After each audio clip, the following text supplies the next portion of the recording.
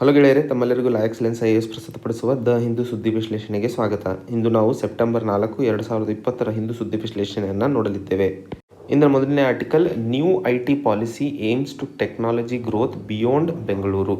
So Karnataka ಸರ್ಕಾರ IT policy 2020-25 ಕ್ಯಾಬಿನೆಟಲ್ಲಿ clear ಮಾಡಿರುವ ನಿಟ್ಟಿನಲ್ಲಿ ಈ ಆರ್ಟಿಕಲನ್ನು ಡಿಸ್ಕಸ್ ಮಾಡಲಿದ್ದೇವೆ. ಸೊ ಈ ಆರ್ಟಿಕಲಿನ ಮುಖ್ಯ ಉದ್ದೇಶ ಕರ್ನಾಟಕದಲ್ಲಿ ಇರುವಂತಹ IT ಸೆಕ್ಟರ್ ಗ್ರೋತ್ ಏನಿದೆ ಅದು ಬೆಂಗಳೂರನ್ನು ದಾಟಿ ಟೈರ್ 2, ಟೈರ್ 3 ಸಿಟೀಸಿಗೂ ಸೇರಿಸುವಂತಹದ್ದು ಮುಖ್ಯ ಉದ್ದೇಶ. ಸೊ ಮೊದಲಿಗೆ ಈ IT ಪಾಲಿಸಿಯ ಮುಖ್ಯ ಉದ್ದೇಶ ಟೆಕ್ನಾಲಜಿಯ ಬೆಳವಣಿಗೆ ಮತ್ತು ಉದ್ಯೋಗ ಅವಕಾಶಗಳನ್ನು ಹುಟ್ಟಿಸುವುದು ಅನ್ನುವಂಥದ್ದು ನಿಟ್ಟಿನಲ್ಲಿ ಇದನ್ನು ತಂದಿರುವಂಥದ್ದು. ಹಾಗೂ ಈ IT ಪಾಲಿಸಿಯಿಂದಾಗಿ ಡಿಜಿಟಲ್ ಎಕಾನಮಿಯಲ್ಲಿ ಡಿಜಿಟಲಿಂದ ಬರುವಂತಹ ಆರ್ಥಿಕ ಆದಾಯ ಏನು ಸರ್ಕಾರದ ಗೋಲ್ ಇದೆಯೋ $1 ಟ್ರಿಲಿಯನ್ ಎಕಾನಮಿ, ಅದರಲ್ಲಿ 30% ನಾವು ಕರ್ನಾಟಕದಿಂದ ಈ IT ಪಾಲಿಸಿಯಿಂದ ಸಾಧಿಸಲು ಸಾಧ್ಯವಾಗಲಿದೆ ಅನ್ನುವಂಥದ್ದನ್ನು ಹೇಳ್ತಾ ಇದ್ದಾರೆ. ಅದರ ಜೊತೆಯಲ್ಲಿ ಕೇಂದ್ರ ಸರ್ಕಾರದ್ದು ಒಂದು ಸ್ಕೀಮ್ ಇದೆ, electronic system design and manufacturing skill development ಅಂತ ಹೇಳಿ. ಅಂದರೆ 10 ಅಥವಾ 12ನೇ ತರಗತಿ ಆದ ನಂತರ ವಿದ್ಯಾರ್ಥಿಗಳಿಗೆ ಈ ಎಲೆಕ್ಟ್ರಾನಿಕ್ ಸಿಸ್ಟಮ್ ಡಿಸೈನ್ ಮತ್ತು ಮ್ಯಾನುಫ್ಯಾಕ್ಚರಿಂಗ್ ಸ್ಕಿಲ್ ಡೆವಲಪ್ಮೆಂಟ್ ಮಾಡಿ ಅವರಿಗೆ ಉದ್ಯೋಗಾವಕಾಶಗಳು ಅಥವಾ ಕಂಪನೀಸ್ಗಳಲ್ಲಿ ನಮ್ಮ ದೇಶವನ್ನು ಮ್ಯಾನುಫ್ಯಾಕ್ಚರಿಂಗ್ ಅಥವಾ ಅಸೆಂಬ್ಲಿ ಹಬ್ಬನ್ನಾಗಿ ಕನ್ವರ್ಟ್ ಮಾಡಲು ಈ ಒಂದು ಸ್ಕೀಮನ್ನು ಕೇಂದ್ರ ಸರ್ಕಾರ ಮುಂದೆ ತಂದಿರುವಂಥದ್ದು. ಹಾಗೆ ಇದಕ್ಕೂ ಸಹ ಉತ್ತೇಜಿಸಲಾಗಿದೆ ಈ IT ಪಾಲಿಸಿ 2020-2025 ಇರುವಂಥದ್ದು ಅನ್ನಂತ ಹೇಳ್ತಾ ಇರುವಂಥದ್ದು. ಹಾಗೆ ಕರ್ನಾಟಕದಲ್ಲಿ 2025 ಸುಮಾರು 60 ಲಕ್ಷ ಜಾಬ್ಗಳನ್ನು ಅಥವಾ ಉದ್ಯೋಗಾವಕಾಶಗಳನ್ನು ಕಲ್ಪಿಸಲು ಸಾಧ್ಯವಾಗಲಿದೆ ಅನ್ನುವಂಥದ್ದನ್ನು ಈ ಕ್ಯಾಬಿನೆಟ್ ಪಾಲಿಸಿಯಲ್ಲಿ ಹೇಳಿರುವಂಥದ್ದು. ಮತ್ತು ಇದರೊಂದಿಗೆ ಸೈಬರ್ ಸೆಕ್ಯೂರಿಟಿ ಪಾಲಿಸಿಯನ್ನು ಮುಂತರಲು ಆಲೋಚಿಸುತ್ತಿದ್ದಾರೆ ಕರ್ನಾಟಕ ಸರ್ಕಾರದಲ್ಲಿ. ಇದರೊಂದಿಗೆ ಪ್ರೊಟೆಕ್ಷನ್ ಆಫ್ ಡೇಟಾ ಮತ್ತು ರೆಸಿಲಿಯಂಟ್ ಎಕೋಸಿಸ್ಟಮ್ನ ಡೆವಲಪ್ ಮಾಡುವ ಒಂದು ಉದ್ದೇಶವಾಗಿರೋದ್ರಿಂದ ಸೊ ಮುಂದೆ ಸೈಬರ್ ಸೆಕ್ಯೂರಿಟಿ ಪಾಲಿಸಿ ಬರಲಿದೆ. ಸೊ ಅದ್ರ ಬಗ್ಗೆ ಇಲ್ಲೇ ಅರ್ಥೈಸ್ಕೊಳ್ಳುವಂಥದ್ದು ಅವಶ್ಯಕತೆ ಇರುವಂಥದ್ದು. ಮತ್ತು ನಾವು KS ಮೇನ್ಸಲ್ಲಿ ಅತಿ ಮುಖ್ಯವಾಗಿ ನೇರವಾಗಿ IT ಪಾಲಿಸಿಯ ಬಗ್ಗೆ ಕೇಳಬಹುದು. ಅದನ್ನು ಬಿಟ್ಟು ಕರ್ನಾಟಕದಲ್ಲಿ ಎಂಪ್ಲಾಯ್ಮೆಂಟ್ಗೋಸ್ಕರ ಅಥವಾ ಅನ್ಎಂಪ್ಲಾಯ್ಮೆಂಟನ್ನು ಅಡ್ರೆಸ್ ಮಾಡೋದಕ್ಕೋಸ್ಕರ ಸರ್ಕಾರ ಏನೇನು ಕ್ರಮಗಳನ್ನು ಕೈಗೊಳ್ಳುತ್ತದೆ ಅಂತ ಅಂದಾಗ ಈ IT ಪಾಲಿಸಿ 2020-25 ನೀವು ಮೆನ್ಷನ್ ಮಾಡಿದ್ದಲ್ಲಿ ನಿಮ್ಮ ಆನ್ಸರ್ ಕಂಪ್ರಹೆನ್ಸಿವ್ ಆಗಿರುತ್ತದೆ. ಮುಂದಿನ ಆರ್ಟಿಕಲ್, ಪ್ರಧಾನಮಂತ್ರಿ ನರೇಂದ್ರ ಮೋದಿ ಅವರು ಭಾರತ ಇನ್ವೆಸ್ಟ್ಮೆಂಟಿಗೆ ಅಥವಾ ಹೂಡಿಕೆದಾರರಿಗೆ ಒಂದು ಉತ್ತಮವಾದ ಜಾಗ ಅಂತ ಹೇಳ್ತಾ ಇರುವಂತಹ ನಿಟ್ಟಿನಲ್ಲಿ ಈ ಆರ್ಟಿಕಲನ್ನು ಮಾತಾಡ್ತಾ ಇದ್ದೀವಿ. ಈ ಮಾತನ್ನು ಅವರು US ಹಾಗೂ ಇಂಡಿಯಾ ಸ್ಟ್ರಾಟಜಿಕ್ ಪಾರ್ಟ್ನರ್ಶಿಪ್ ಫೋರಮ್ ಮೀಟಿಂಗ್ನಲ್ಲಿ ಹೇಳ್ತಾ ಇರುವಂಥದ್ದು. ಸೊ ಅಲ್ಲಿ ಅವರು US ಇನ್ವೆಸ್ಟರ್ಸ್ಗಳಿಗೆ ಭಾರತ ಅಫೋರ್ಡಬಿಲಿಟಿ ಆಗಿರಬಹುದು. ಅಫೋರ್ಡಬಿಲಿಟಿ ಅಂತಂದರೆ ನಾವು ಇನ್ವೆಸ್ಟ್ ಮಾಡಬೇಕಾದ್ರೆ ಕಡಿಮೆ ದರದಲ್ಲಿ ಒಳ್ಳೆಯ ಇನ್ವೆಸ್ಟ್ಮೆಂಟನ್ನು ಮಾಡುವ ಅವಕಾಶಗಳಾಗಿರ್ಬೋದು, ಹಾಗೂ ಭೌಗೋಳಿಕವಾಗಿ ಆಗಿರಬಹುದು, ರಿಲಯಬಿಲಿಟಿ ಆಗಿರ್ಬೋದು, ಅಂದರೆ ನಂಬಿಕೆ. ಈಗಿನ COVID-19 ಸಮಯದಲ್ಲಿ ನಾವು ಹಿಂದಿನ ಆರ್ಟಿಕಲ್ಸ್ಗಳಲ್ಲೂ ಸಹ ಓದಿದ್ವಿ, ಜಪಾನ್ ಒಂದು ಹೊಸ ಇನಿಷಿಯೇಟಿವ್ ಒಂದಿಗೆ ಮುಂದೆ ಬರ್ತಾ ಇರುವಂಥದ್ದು. ಯಾಕಂದರೆ ಗ್ಲೋಬಲ್ ಸಪ್ಲೈ ಚೈನ್ ಮ್ಯಾನೇಜ್ಮೆಂಟ್ ಏನಿದೆ ಅದು ಚೈನಾ ಮೇಲೆ ಜಾಸ್ತಿ ಡಿಪೆಂಡೆಂಟ್ ಆಗಿದ್ದರಿಂದ ಈ COVID-19 ಆಮದು ಮತ್ತು ರಫ್ತಿನಲ್ಲಿ ಬ್ಯಾನ್ ಆಗಿರೋದನ್ನು ನೋಡಿದ್ವಿ. ಸೊ ಆ ಬ್ಯಾನಿಂದಾಗಿ ಎಷ್ಟೋ ಇಂಡಸ್ಟ್ರೀಸ್ಗಳು, ಜಪಾನ್ ಆಗಿರ್ಬೋದು, ಆಸ್ಟ್ರೇಲಿಯಾ ಆಗಿರ್ಬೋದು, ಭಾರತದಲ್ಲೂ ಸಹ ಎಷ್ಟೋ ರಾ ಮೆಟೀರಿಯಲ್ಸ್ ಅಥವಾ ಇನ್ಪುಟ್ಸ್ ಇಂಡಸ್ಟ್ರಿಗೆ ಸಿಗದೆ ನಿಂತಿರೋ ಕಾರಣಗಳನ್ನು ನೋಡಿದ್ವಿ. ಸೊ ಆ ರೀತಿಯಾಗಿ ಭಾರತ ನಂಬಿಕೆಯನ್ನು ಉಳಿಸ್ಕೊಳ್ಳೋದ್ರಲ್ಲಿ ಅತಿ ಮುಂದೆ ಇರುವಂತಹದ್ದನ್ನು ರಿಲಯಬಿಲಿಟಿಯಾಗಿ, ಹಾಗೂ ಪಾಲಿಸಿ ಸ್ಟೆಬಿಲಿಟಿ ನಮಗೆ ಇದೊಂದು ಅತಿ ಮೇಜರ್. ಯಾಕಂದರೆ ಭಾರತ ಪಾರ್ಲಿಮೆಂಟರಿ ಫಾರ್ಮ್ ಆಫ್ ಗೌರ್ಮೆಂಟ್ನ ಇರೋದ್ರಿಂದ ಮೆಜಾರಿಟಿ ರೂಲ್ನ ಫಾಲೋ ಮಾಡ್ತೀವಿ. ಸೊ ಸರ್ಕಾರ ಬದಲಾದ ಹಾಗೆ ಪಾಲಿಸಿಗಳು ಬದಲಾಗ್ತವೆ ಅನ್ನುವಂಥ ಭಯದಿಂದ ಇನ್ವೆಸ್ಟರ್ಸು ಭಾಳ ಭಾರತದ ಕಡೆಗೆ ತಿರುಗೋದು ಕಡಿಮೆ. ಸೊ ಮೋದಿ ಅವರು ಅವರ ಭಾಷಣದಲ್ಲಿ ಪಾಲಿಸಿ ಸ್ಟೆಬಿಲಿಟಿಯಲ್ಲೂ ಸಹ ಸರ್ಕಾರ ಹೆಚ್ಚಿನ ಕಾರ್ಯವನ್ನು ವಹಿಸಿದೆ ಅನ್ನುವಂಥದ್ದನ್ನು ಅದಕ್ಕೆ ಪ್ರೂಫ್ ಆಗಿ 1 ನೇಷನ್ 1 ಟ್ಯಾಕ್ಸ್ ಆಗಿ GST ಬಗ್ಗೆ ನಾವೆಲ್ಲ ಓದಿದ್ದೀವಿ. ಹಾಗೂ ಇನ್ಸಾಲ್ವೆನ್ಸಿ ಮತ್ತು ಬ್ಯಾಂಕ್ರಪ್ಸಿ ಕೋಡ್ 2016 ಇದು. ಸೊ ಇದ್ರ ಬಗ್ಗೆ ಸಂಕ್ಷಿಪ್ತವಾಗಿ ಈ ಆರ್ಟಿಕಲಲ್ಲಿ ನೋಡೋಣ. ಇದರೊಂದಿಗೆ ಇಂಡಸ್ಟ್ರೀಸ್ಗಳಿಗೋಸ್ಕರ ಅಥವಾ ಕೋಲ್ ಮೈನಿಂಗಲ್ಲಾಗಿರ್ಬೋದು, ರೈಲ್ವೇಸಲ್ಲಾಗಿರ್ಬೋದು, defence, space and atomic energy sectors.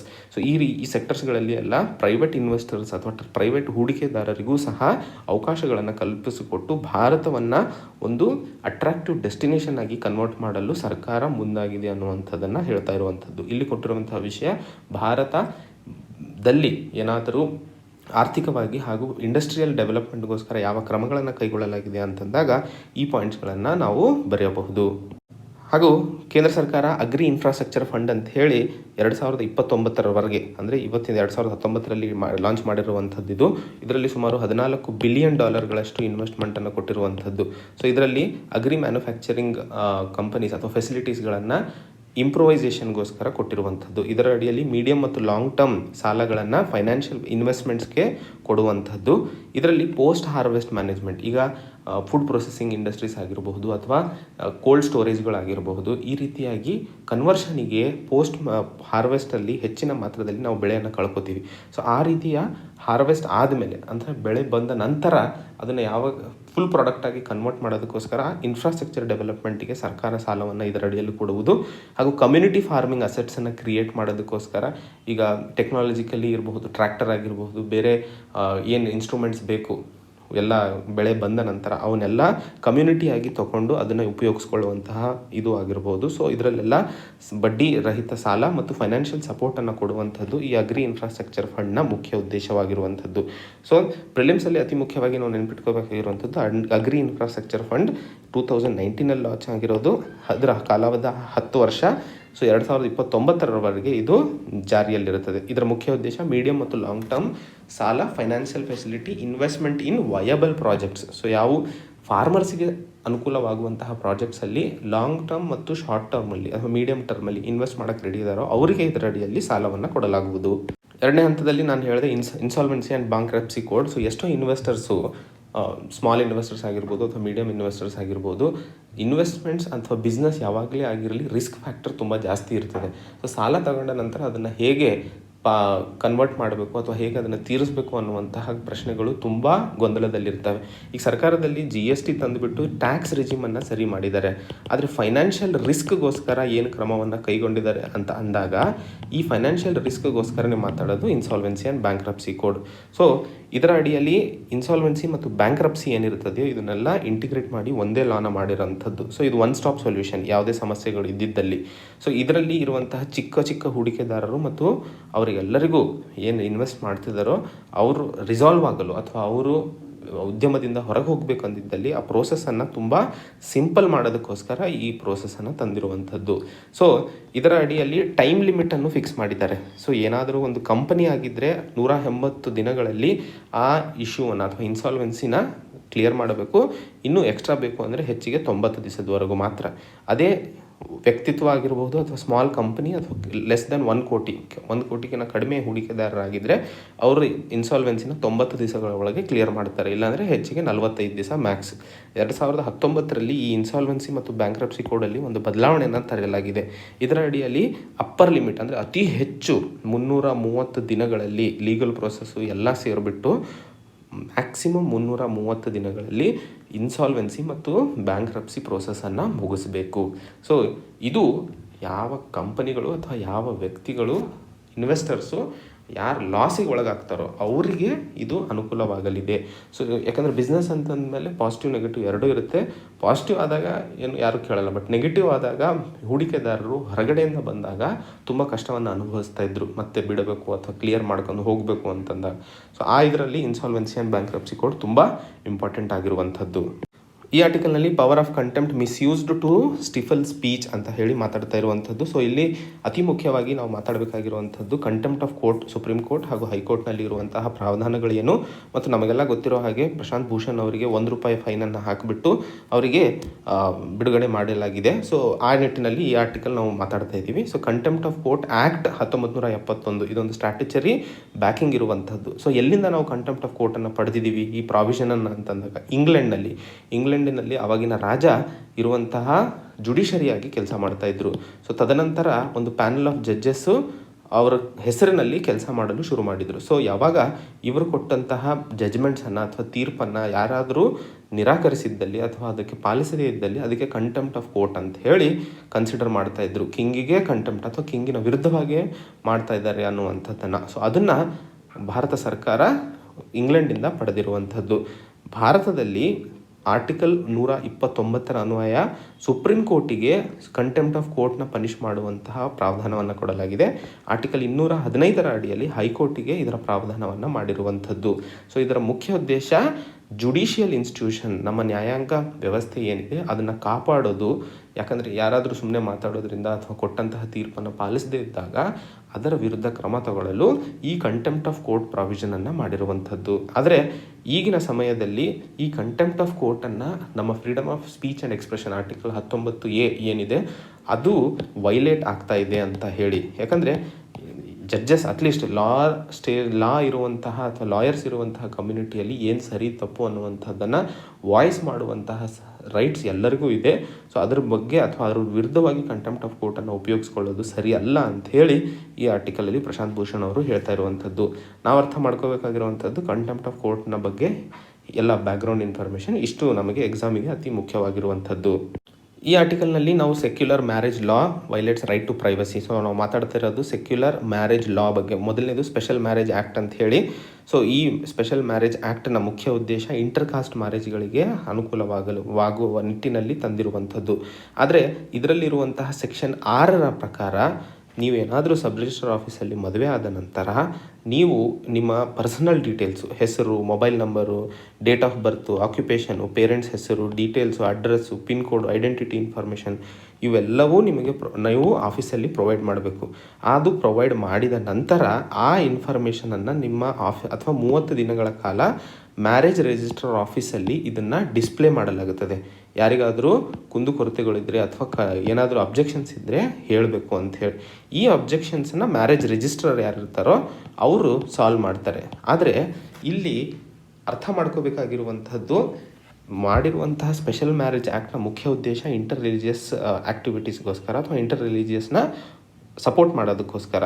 ಈ ರೀತಿಯಾಗಿ ನಮ್ಮ ಪರ್ಸನಲ್ ಇನ್ಫಾರ್ಮೇಷನನ್ನು ಹೊರಹಾಕೋದು ಎಷ್ಟರ ಮಟ್ಟಿಗೆ ಸರಿ ಅನ್ನೋದು ಮೊದಲನೇ ಪ್ರಶ್ನೆ. ಎರಡನೇದು, ನಾನು ಮದುವೆ ಆಗೋದಕ್ಕೋಸ್ಕರ ರೈಟ್ ಟು ಪ್ರೈವಸಿನ ಬಿಟ್ಕೊಡ್ಬೇಕಾ ಅನ್ನುವಂಥದ್ದು ಎರಡನೇ ಪ್ರಶ್ನೆ. ಸೊ ಇಲ್ಲಿ ನಾವು ಅರ್ಥ ಮಾಡ್ಕೋಬೇಕಾಗಿರುವಂಥದ್ದು ರೈಟ್ ಟು ಪ್ರೈವಸಿ ಅಂದರೆ ಏನು. ರೈಟ್ ಟು ಪ್ರೈವಸಿ ಅಂದರೆ ನಮ್ಮ ಪರ್ಸನಲ್ ಏನು ಇರುತ್ತದೆಯೋ ಆ ವಿಷಯಗಳು ಸರ್ಕಾರ ಅಥವಾ ಸ್ಟೇಟ್ ಫಾರ್ ದಟ್ ಮ್ಯಾಟರ್ ಯಾವುದೇ ಕಾರಣಕ್ಕೂ ಇನ್ಫ್ರಿಂಜ್ ಮಾಡೋ ಹಾಗಿಲ್ಲ. ಸೊ ಆರ್ಟಿಕಲ್ 21ರ ಅಡಿಯಲ್ಲಿ right to life and liberty, so ಇದರ ಅಡಿಯಲ್ಲಿ ಸುಪ್ರೀಂ ಕೋರ್ಟ್ ಪ್ರೈವಸಿನೂ ಸಹ ರೈಟ್ ಟು ಪ್ರೈವಸಿ ಅಂತ ಡಿಕ್ಲೇರ್ ಮಾಡಿರುವ ನಿಟ್ಟಿನಲ್ಲಿ ಈ ಸೆಕ್ಷನ್ 6 ಸ್ಪೆಷಲ್ ಮ್ಯಾರೇಜ್ ಆ್ಯಕ್ಟ್ನ ಚಾಲೆಂಜ್ ಮಾಡ್ತಾ ಇರುವಂತಹ ವಿಷಯವನ್ನು ಇಲ್ಲಿ ನಾವು ಅರ್ಥೈಸ್ಕೊಳ್ಳಬೇಕಾಗಿದೆ. ಸೊ ಮೊದಲಿಗೆ ರೈಟ್ ಟು ಪ್ರೈವಸಿ ಬಗ್ಗೆ ತಿಳ್ಕೊಳ್ಳೋಣ. ಇದ್ರ ಬಗ್ಗೆ ಇಂಟರ್ನ್ಯಾಷನಲ್ ಪ್ರಾವಿಷನ್ಸ್ ಏನೇನಾರು ಇದಾವ ಅಂದರೆ ನಮ್ಮ ದೇಶ ಬಿಟ್ಟು ಬೇರೆ ಕಡೆ ಏನಾದರೂ ಇದಾವ ಅಂತಂದಾಗ article 12 universal declaration of human rights 1948ರಲ್ಲಿ ಪ್ರೈವಸಿಯ ಪ್ರಾವಧಾನಗಳನ್ನು ಕೊಡಲಾಗಿದೆ. Article 17 international covenant on civil and political rights 1966 ಇದರಲ್ಲೂ ಸಹ ಪ್ರೈವಸಿಯ ಪ್ರಾವಧಾನಗಳಿದ್ದಾವೆ.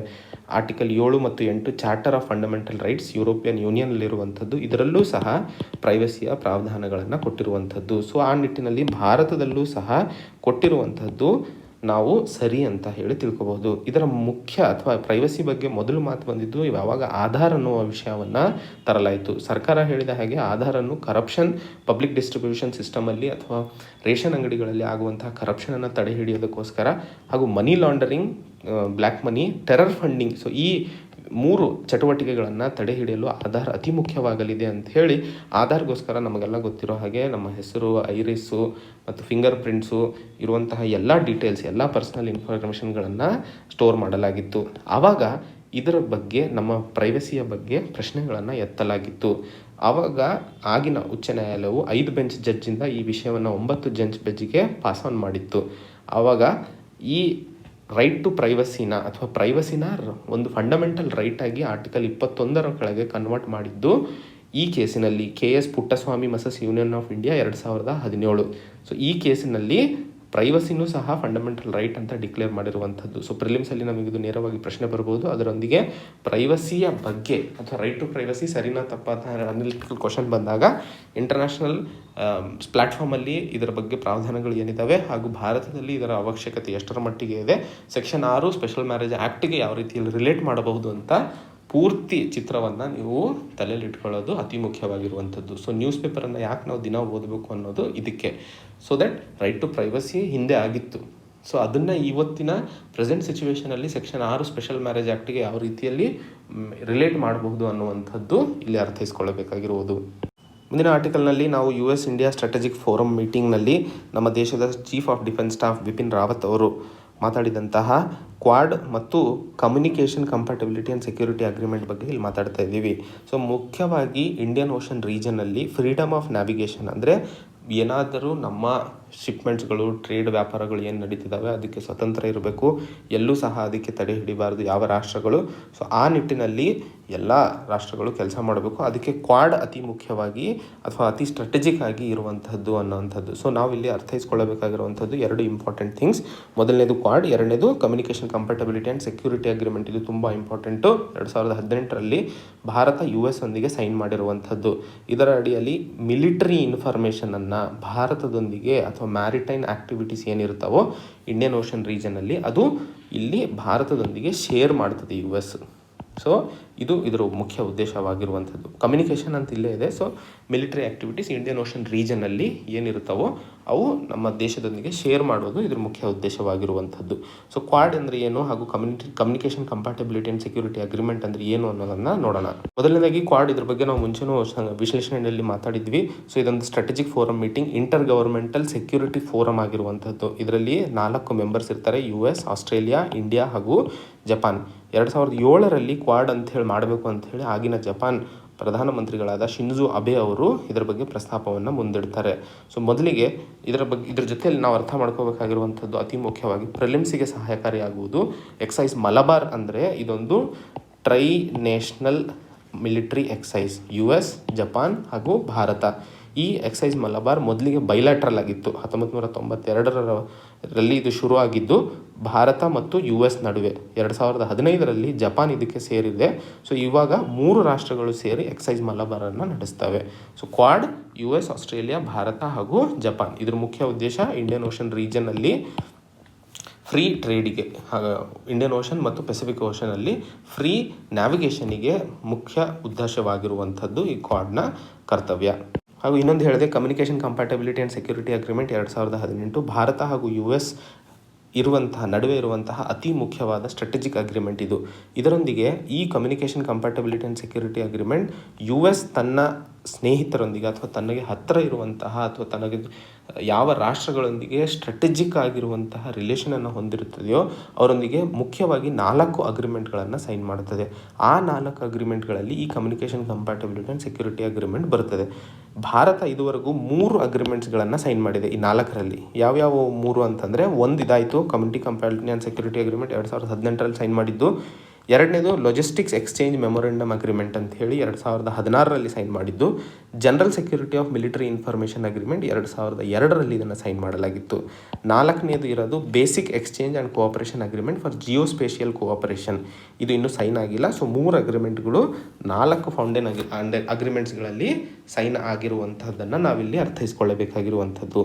ಸೊ ಎಕ್ಸಾಮಲ್ಲಿ ನಮಗೆ ಕೇಳ್ಬೋದು ಈ 4ರಲ್ಲಿ ಯಾವ ಭಾರತ ಸೈನ್ ಮಾಡಿದೆ ಅಂಥೇಳಿ. ಸೊ ಯಾವ್ದು ಸೈನ್ ಆಗಿಲ್ಲ? Basic exchange and cooperation agreement for geospatial cooperation sign ಆಗಿಲ್ಲ.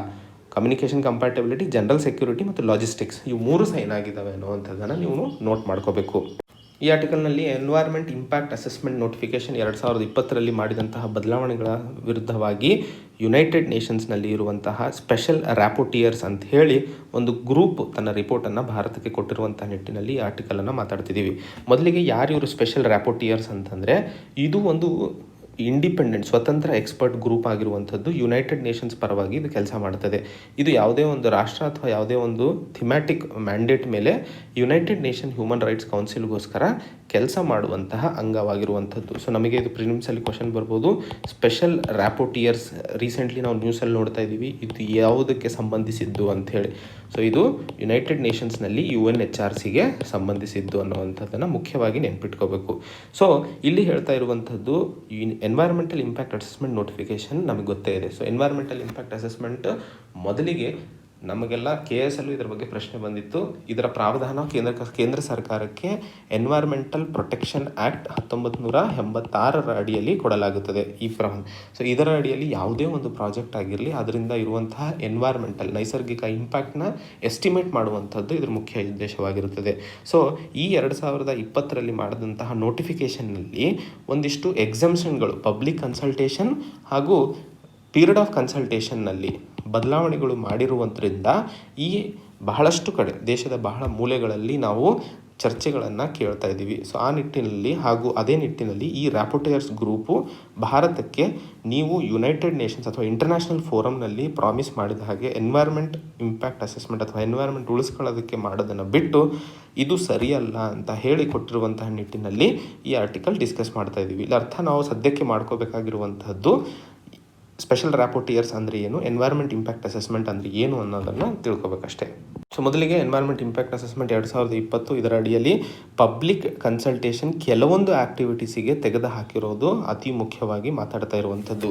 ಇದರಲ್ಲಿ 2 ಥರದ ಅಪ್ರೂವಲ್ಸ್ಗಳ ಬಗ್ಗೆ ಮಾತಾಡ್ತೀವಿ, ಎನ್ವೈರ್ಮೆಂಟಲ್ ಕ್ಲಿಯರೆನ್ಸ್ ಮತ್ತು environmental permission. So environmental clearance ಒಳಗೆ ನಿಮಗೆ ಎಕ್ಸ್ಪರ್ಟ್ ಕಮಿಟಿಯ ಅಪ್ರೂವಲ್ ಬೇಕಾಗಿರುತ್ತದೆ. ಆದರೆ ಎನ್ವೈರ್ಮೆಂಟಲ್ ಪರ್ಮಿಷನ್ ಕೆಳಗಡೆ ನಿಮಗೆ ಎಕ್ಸ್ಪರ್ಟ್ ಕಮಿಟಿಯ ಪರ್ಮಿಷನ್ ಬೇಕಾಗಿಲ್ಲ. ಸೊ ಇದು ನೀಡ್ ಇರುತ್ತೆ, ಇದು ಇರಲ್ಲ. ಸೊ ಹಾಗೂ ಇದರ ಅಡಿಯಲ್ಲಿ ಸುಮಾರು 40 ಪ್ರಾಜೆಕ್ಟ್ಸ್ಗಳು ಸ್ಯಾಂಡ್ ಎಕ್ಸ್ಟ್ರಾಕ್ಷನ್ ಅಥವಾ ಸ್ಯಾಂಡ್ ಮೈನಿಂಗ್, ಮಣ್ಣು ಸ್ಯಾಂಡ್ ಎಕ್ಸ್ಟ್ರಾಕ್ಷನ್ ಆಗಿರ್ಬೋದು ಹಾಗೂ ಕ್ಲೇ ಆಗಿರ್ಬೋದು, ಇವೆಲ್ಲದನ್ನು ಎನ್ವೈರ್ಮೆಂಟಲ್ ಕ್ಲಿಯರೆನ್ಸಿಂದ ಹೊರ ಹಾಕಿರೋದು ಅತಿ ಚರ್ಚೆಗೆ ಆಗಿರುವಂತಹದ್ದನ್ನು ಅರ್ಥ ಮಾಡಿಕೊಳ್ಳಬೇಕು.